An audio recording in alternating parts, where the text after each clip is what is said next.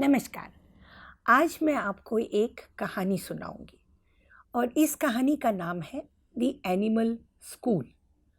आप सोचेंगे क्या शीर्षक है ये, कैसे, इससे क्या मिलेगा हमें। इस कहानी में बहुत कुछ मिलने वाला है और ये मॉड्यूल 1 में हमने डाली है। इस कहानी से आप कैसे पढ़ाते हैं और आपको क्या करना चाहिए कि आप अपने पढ़ाने की विधि में चेंज ला सकें और सुधार ला सकें, दोनों बहुत अच्छे से आपको खुद ही समझ आएगा। इस कहानी में बहुत व्यंग है और उस व्यंग को पकड़ना ज़रूरी है। थोड़ा सा पार्ट ही मैं सुनाऊंगी, बाकी का आपको खुद ही मॉड्यूल पढ़कर आपकी उत्सुकता जागृत की जाने का मेरा लक्ष्य है और आप उसको पढ़ें, ये मैं चाहती हूँ।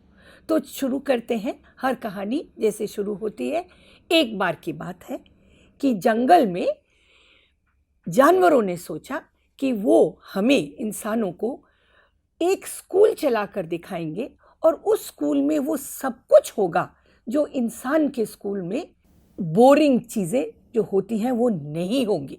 तो उन्होंने कहा हम इस स्कूल के बारे में सबको पहले तो बताते हैं और फिर जब हम अच्छे से इसका एडवर्टाइजमेंट हो जाएगा, लोगों को पता लगेगा और लोग बाकी जानवर भेजने लगेंगे, तब हम ऐसा काम करके दिखाएंगे कि हमको सब हमारे लिए ताड़ी बजाएंगे।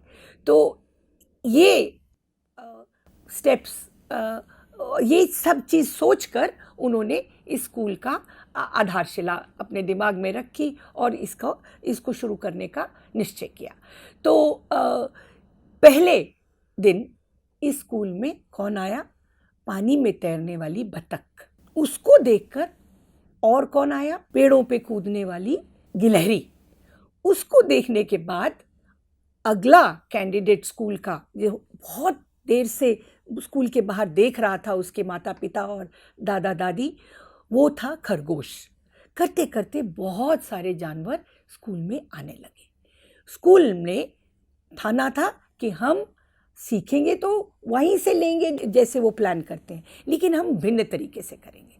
तो उन्होंने, क्योंकि हम लोगों को देखा हुआ था, उन्होंने सोचा कि हम अपने करिकुलम में क्या क्या डालेंगे। रनिंग, क्योंकि वो भागते हैं, वॉकिंग, फ्लाइंग एंड स्विमिंग, ये सब उन्होंने कहा सब जानवर ये सब सब्जेक्ट्स को सीखेंगे। व्यंग पकड़ा, सब बच्चे सब सब्जेक्ट्स को सीखेंगे।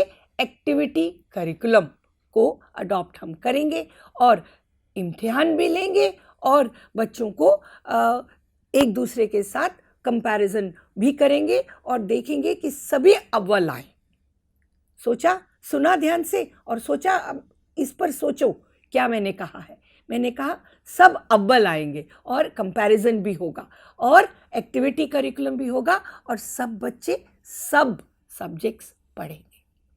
अब देखते हैं क्या होता है। बतख जो तैरना माँ से सीखी थी, अब जैसे ही पैदा हुई थी, जब उसको कहा गया कि तुम भागो, चलो और उड़ो, तो उसमें तो वो बेचारी बाकी बच्चों से नहीं उतना अच्छा कर सकी। तो जब वो अच्छा नहीं कर सकी तो क्या किया? उसको बोला, जैसे आप और मैं बोलते हैं बच्चों को, प्रैक्टिस करो चलना। और जब वो बेचारी बतख जो पहली बार स्कूल में आई थी, वो सख्त ज़मीन जिसमें खुरदले पत्थर और बजरी आदि था, उस पर बार बार चलने लगी और थोड़ा थोड़ा उड़ना सीखने लगी और फिर भागी। तो जब ये बहुत दिन चलता रहा तो उसके जो पैर थे वो फट गए और जब वो पैर फट गए, सारे उसके घाव हो गए। तो जब उसको वापस तैरने की जब उसकी बारी आई तो सीधा जब वो स्कूल में आई थी, ए ग्रेड से वो डी ग्रेड पे आ गई। तो 3 महीने का रिपोर्ट कार्ड जब घर गया तो वहाँ पर सबसे जो बूढ़े और समझदार बतख थी, उसकी नानी की भी बहुत करीबी दोस्त, वो और बहुत और लोग सब बहुत उत्सुकता से उसके रिपोर्ट कार्ड की इंतज़ार कर रहे थे। तो जब वो लेकर आई और पहली बार उन्होंने रिपोर्ट कार्ड में देखा तैरने में डी, तो वो एक दूसरे को देखने लगे और सोचने लगे, ये क्या हुआ? ये तो हमारी सबसे अच्छी तैरने वाली फुदुकती और हंसी, कभी इसको तो हमने दुखी देखा ही नहीं, इसका मुंह नीचे क्यों है, ये क्यों इतनी दुखी लग रही है? तो तब निश्चय किया गया परिवार में, और बाकी सब बतखों जो बैठी थी बतखें, उन्होंने निश्चय लिया कि हम अपनी प्रिय छोटी सी बतख को इस स्कूल में नहीं भेजेंगे। क्यों? क्योंकि इसने तो हमारे कुनबे का नाम ही इस स्कूल ने तो खराब कर दिया, हमें डी दे दिया, किसमें? तैरने में। तो बहुत धक्का लगा और बहुत उनका मन खराब हुआ।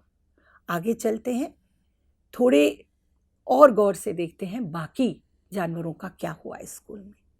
जो हमारी बहुत प्रिय देखने में और बहुत आनंद देने वाली गिलहरी थी, उसको कहा गया कि तुम क्या करती हो, एक पेड़ की डाली से दूसरी पेड़ की डाली पे कूदती हो, ऐसे मार्क्स नहीं मिलते हैं। हमने तो तुम्हारा जो भागना है पेड़ पे, नीचे आओ, नीचे से तने के ऊपर चढ़ो और इस डाली पर आओ, तभी हम नंबर देंगे। अगर आप एक डाली से दूसरी डाली पे कूदोगे तो आपको कोई मार्क्स नहीं मिलेंगे। इसी तरह बेचारे, और नहीं मार्क्स मिले उसको।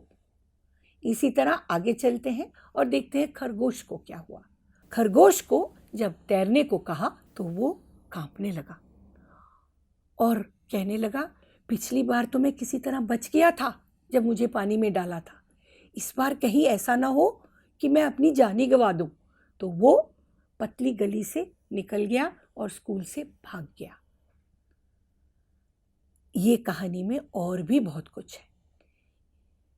पढ़िए इस मॉड्यूल को और आईना देखिए कि जो हम करते हैं हम उसको कैसे, उस पर हमें सोचने की ज़रूरत है, और बच्चों की ज़रूरतों के अनुसार अपने पढ़ाने की विधि और पढ़ाने का ढंग किस तरह हम बदल सकते हैं, और इस बदलाव से कैसे हम बच्चों को खुश रख सकते हैं, अच्छे से उनका पोटेंशियल को उभारने की पूरी जो हमारी चेष्टा है वो निकल कर आए।